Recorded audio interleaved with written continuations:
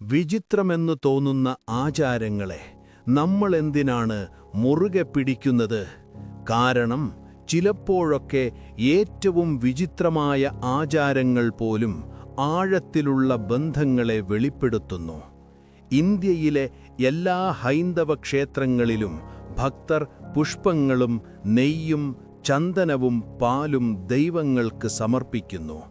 എന്നാൽ കണ്ണൂരിലെ വളപട്ടണം നദിയുടെ തീരത്ത് ഒരു പ്രത്യേക ആചാരമുള്ള ഒരു പുരാതന ക്ഷേത്രമുണ്ട്.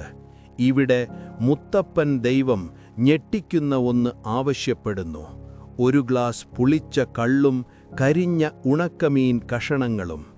ഈ വഴിപാടുകൾ ദൈവീകതയും ദൈനംദിന ജീവിതവും തമ്മിലുള്ള അകലം കുറയ്ക്കുന്നു എന്ന് ഗ്രാമീണർ വിശ്വസിക്കുന്നു.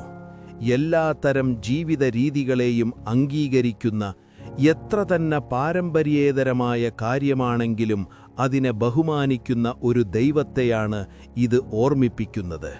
വിശ്വാസമെന്നത് കർശനമായ നിയമങ്ങളെക്കുറിച്ചല്ല, മറിച്ച് നമ്മുടെ ജീവിതത്തിലെ അപ്രതീക്ഷിതമായ ഇടങ്ങളിൽ പോലും പവിത്രത കണ്ടെത്തുക എന്നതാണ് എന്ന് ഇത് നമ്മെ ഓർമ്മിപ്പിക്കുന്നു.